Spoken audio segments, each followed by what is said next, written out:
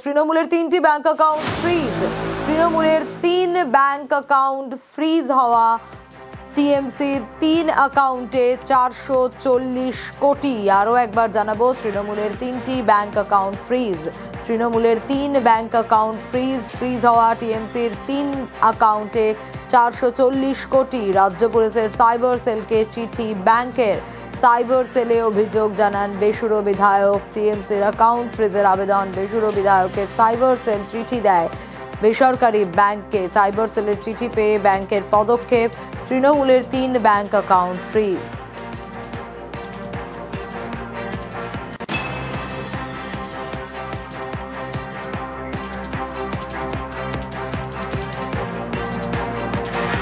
আর এ বিষয়ে আরো ডিটেইলস জানতে পারবো, আবির রয়েছে আমার সঙ্গে। আবির,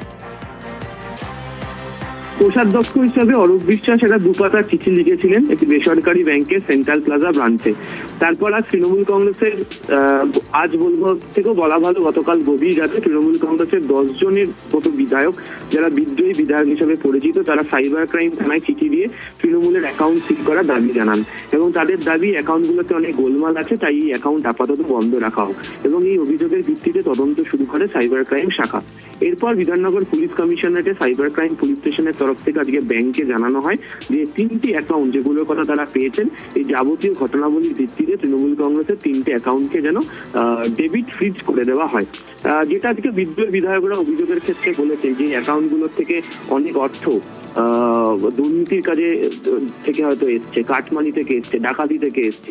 ফলে এই অর্থের উৎস খুঁজে বার করা প্রয়োজন এবং তারা মনে করছেন এখানে স্বচ্ছভাবে এই অর্থ থাকেনি। ফলে তারই ভিত্তিতে তদন্ত শুরু হয় এবং তার জেরেই হচ্ছে আপাতত এই 3টি ব্যাংকে ডেবিট ফ্রিজ করা হয়েছে।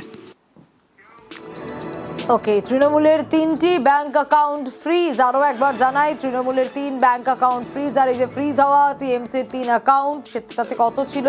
440 কোটি। রাজ্য পুলিশের সাইবার সেলকে চিঠি ব্যাংকের। সাইবার সেলে অভিযোগ জানান বেসুরো বিধায়ক। টিএমসির অ্যাকাউন্ট ফ্রিজের আবেদন বেসুরো বিধায়কের। সাইবার সেলে চিঠি দেয় বেসরকারি ব্যাংককে। সাইবার সেলের চিঠি পেয়ে ব্যাংকের এই পদক্ষেপ, তৃণমূলের 3 ব্যাংক অ্যাকাউন্ট ফ্রিজ করা হলো।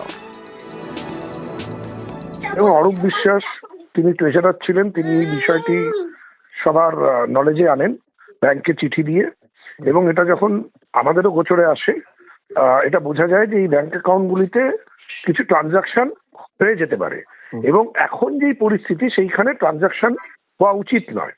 সেই মর্মেই কিছু বিধায়করা তারা একটি কমপ্লেন করেন পুলিশের কাছে যে এইখানে যেই টাকা পয়সা রয়েছে তার বৈধতা এবং সেই টাকা পয়সা যেন এই মুহূর্তে কেউ কোনো ট্রানজাকশন না করতে পারে, সেই আবেদন জানিয়ে এই যে প্রিন্সিপাল অপোজিশন ব্লক, যেটা স্বীকৃত প্রিন্সিপাল অপোজিশন ব্লক, তার বিধায়করাই চিঠিটি দেন। চিঠি দেওয়ার পরে পুলিশ তার যথাযথ ব্যবস্থা নিয়েছেন। এখন এই পরিস্থিতিতে ওইখানে আবার কে কার নিজের উদ্দেশ্যে ট্রানজাকশন করে নেবে, সেইটাও তো খুব প্রশ্নের মুখে, যে সেখানে টাকা পয়সা যেগুলো ঢুকেছে তার সোর্স কি, সোর্স গুলো ঠিক আছে কিনা, এগুলো সবকিছু খতিয়ে দেখুক। আমরা চাই এর পূর্ণাঙ্গ তদন্ত হোক। হতে পারে এই টাকার সোর্স সঠিক নয়, প্রপার নয়, হতে পারে এর মধ্যে অবৈধ টাকা ঢুকেছে।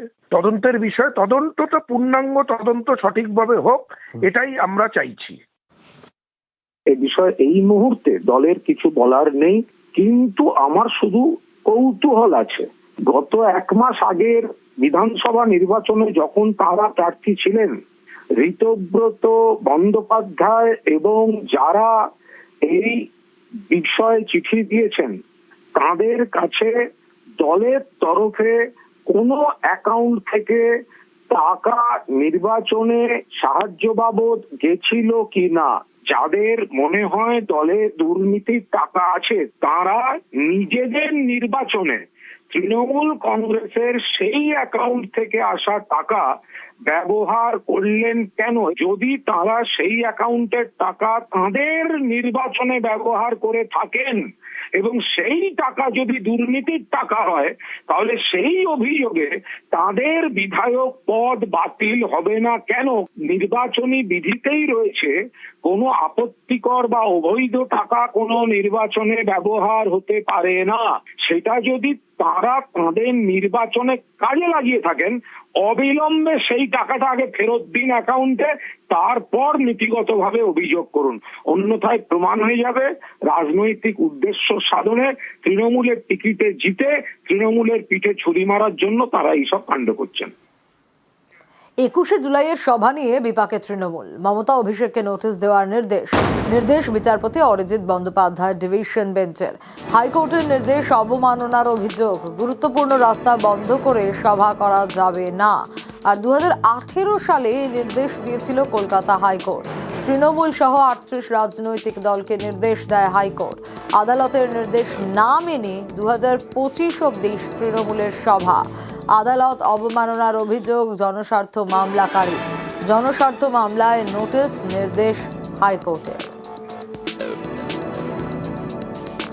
এই 21শে জুলাই যে তাহলে কি হাতছাড়া হতে চলেছে তৃণমূল কংগ্রেসের কাছ থেকে? কারণ এই 21শে জুলাই ছিল বার্ষিক সভা এবং এই বার্ষিক সভার জন্য বিভিন্ন জায়গা থেকে লোকজন আসতো এবং শুধু তাই নয়, গোটা কলকাতা এবং বলা যেতে পারে গোটা পশ্চিমবঙ্গের বিভিন্ন জায়গাও অবরুদ্ধ হয়ে পড়তো।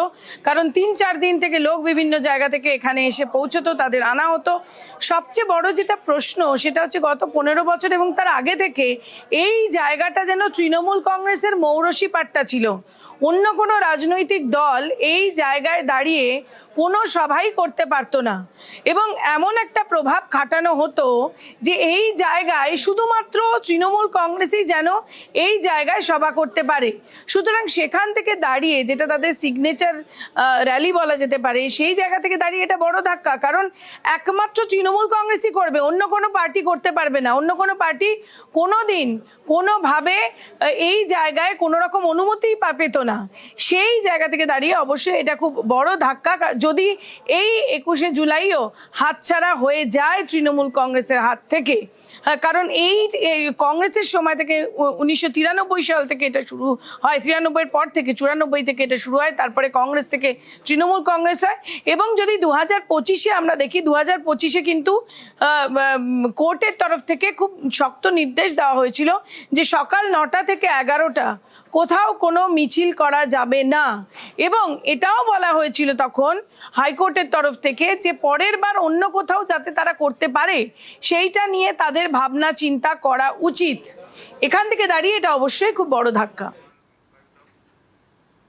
2018-তে ডিভিশন বেঞ্চ নির্দেশ দিয়েছিলেন যে কোনো মেজর আর্টেরিয়াল রোড পুরোপুরিভাবে ব্লক করে কোনো মিটিং, প্রসেশন, র্যালি করা যাবে না। 2025 সালে যে 21শে জুলাই মিটিংটা করা হয়েছিল সেই মিটিংটাকে এই জাজমেন্টের ভায়োলেশন এই অভিযোগ করে আবেদনকারী Akshay Kumar Sarangi contempt application file করেছেন। এই মামলা আজকে হিয়ারিং হয়েছে। হিয়ারিংয়ে এটা ডাইরেকশন দিয়েছেন বিচারপতি অরিজিৎ ব্যানার্জি এবং বিচারপতি অপূর্ব সিনহা রায়ের ডিভিশন বেঞ্চ নির্দেশ দিয়েছেন নোটিশ সার্ভিস করতে হবে অ্যালেজড কন্টেমনার যারা। কন্টেমনার হচ্ছে অল ইন্ডিয়া তৃণমূল কংগ্রেসের চেয়ারপারসন মমতা বন্দ্যোপাধ্যায় এবং জেনারেল সেক্রেটারি অভিষেক বন্দ্যোপাধ্যায়।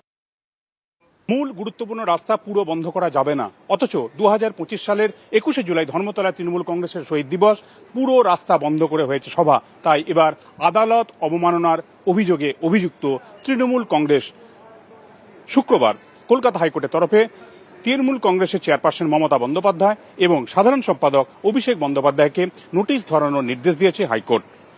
3 জুলাই এই মামলার পরবর্তী শুনানি। ক্যামেরায় সৌমেন দাসের সঙ্গে অরুণ হাজরা, নিউজ 18 বাংলা, কলকাতা।